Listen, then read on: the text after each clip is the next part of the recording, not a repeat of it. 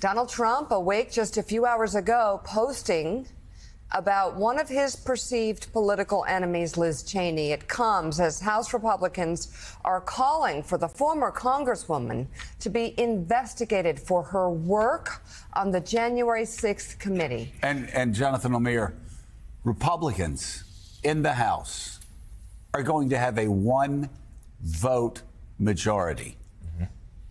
They are living in a bubble.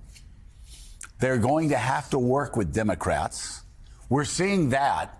We're going to be talking to Hakeem Jeffries today, and they're going to be able to pass Mike Johnson's bill only if Democrats allow that to happen. And you have these subcommittees coming out talking about arresting political opponents, like recommending investigations into that. I mean, the margins are so bare in the House and in the Senate.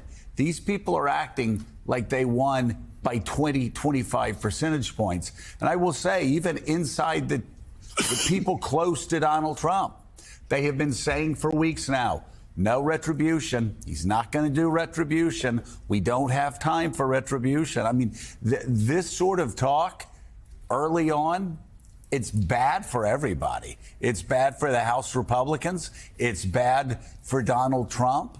It's bad for, the markets. I mean, this is what we've been talking about. Retribution blew back on Democrats through the years. Donald Trump will probably be the first to say that he got elected in part because he was sitting at a criminal defendant's table this summer. It made him a martyr. You put Liz Cheney there, or you even talk about it. And you put out these stupid reports that this House subcommittee has put out. You're making her a martyr. You're making her bigger. You're making her more powerful. You're making her everything more important that these people would not want to make her. But they're doing it. They're playing right into her hands. Yeah, in one of Trump's overnight Truth Social posts, he claimed he had the largest mandate in 129 years.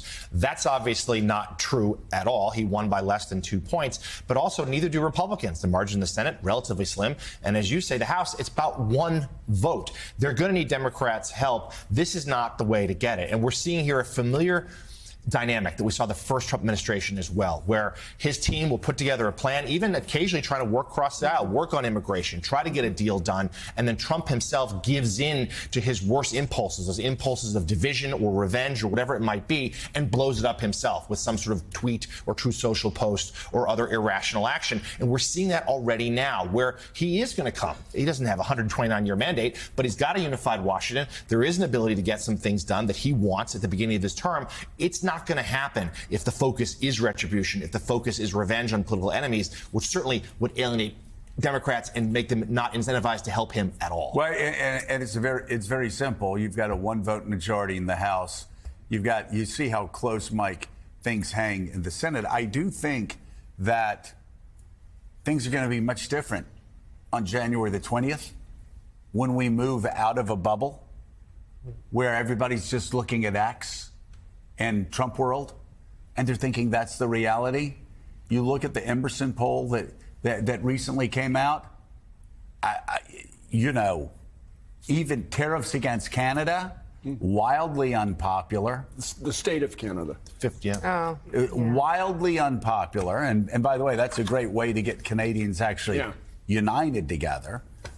You look at pardons for January 6th. Convicts, wildly unpopular. Again, right now they're in this bubble. They won. And so all these Republicans are running around acting like they had a mandate. They won by one percentage point. They won Wisconsin by less than 1 percentage point. Let me just say, and I was talking to Meek about this yesterday, everybody needs to take a deep breath. Because people are going, oh, this is the age of Elon. Oh, this is the age of the bro culture. Oh, America has darted so far right. Let's take Wisconsin, the bellwether state of bellwether states. Kamala Harris lost by less than 1 percentage point. because of the bro culture, right? Wrong. They elected a lesbian woman as senator on the same day. The same thing with Michigan. Oh, the bro culture. No. They elected a woman senator the same day that Kamala Harris lost by one and a half points. A woman who was running the shortest presidential campaign in American history, right? So all I'm saying is here we are. Everybody's overreading this. Everybody's saying, it's like sackcloth and ashes for Democrats. Oh, we've got to change everything. Whoa, this was the greatest defeat in the... No. There's no sweeping change here as far as what the American people said. It's like 1 percentage point. And come January 20th, you start looking at policies. If they try to dart too far one direction or the other, we're going to see what happened in the first term. Democratic wins in 17, 18, 19, and 20. Everybody needs to be very careful not to overread the 1% landslide. Well, you're right about all of that. The Republicans in the House with a 1-vote majority, they have become TikTok tough talk party. That's all they do.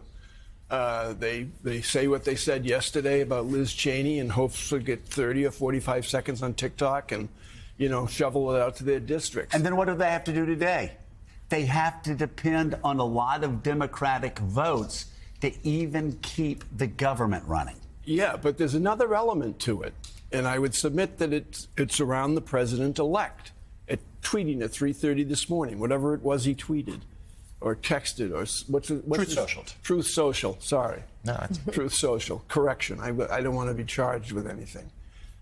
We overreact to him. We overreact to every excess, every lie, every bizarre statement he makes, which is what he wants and what he's getting again. It's how he got elected in 2016. It's how he got reelected the second time out in November. We overreact to everything. I can tell you, just ordinary people out there in the country, when they hear this, when they hear what he said, when he hears what we say about it or other people say about it, and millions of people write about it in the papers, you know what they do? They tape their eyelids open in order to stay awake. They're so sick of it. Right. But we continue to do it. Well, Eddie, talk about the danger of Democrats overreacting to a 1% landslide. And again, I talk about Wisconsin. I just want to keep going back because everybody's overreading this as some radical swing to the far right, where in Wisconsin, Kamala Harris lost by less than 1 percentage point, and the Wisconsin voters reelected a lesbian Democratic senator. Doesn't sound like this sweeping lunge to the far right to me. No, I think you're absolutely right in that regards, Joe. And I think we need to begin to think more carefully about the split ticket voting that happened across the country, not only with regards to senatorial campaigns, but also with regards to the abortion initiatives on the ballot initiatives as well. We need to kind of unpack that and not draw these conclusions to lead to abandoning the base and the like and the other thing. But I think the interesting thing the point that you're making that I think we need to emphasize and underline is that we don't need to overreach or overreact, but we also need to understand the damage that could be done by these folk while they're in office. So they will overreach. They will do what they do. And we don't need to overreact, but we need to be mindful of the damage that they can do and in cover 4 it. years.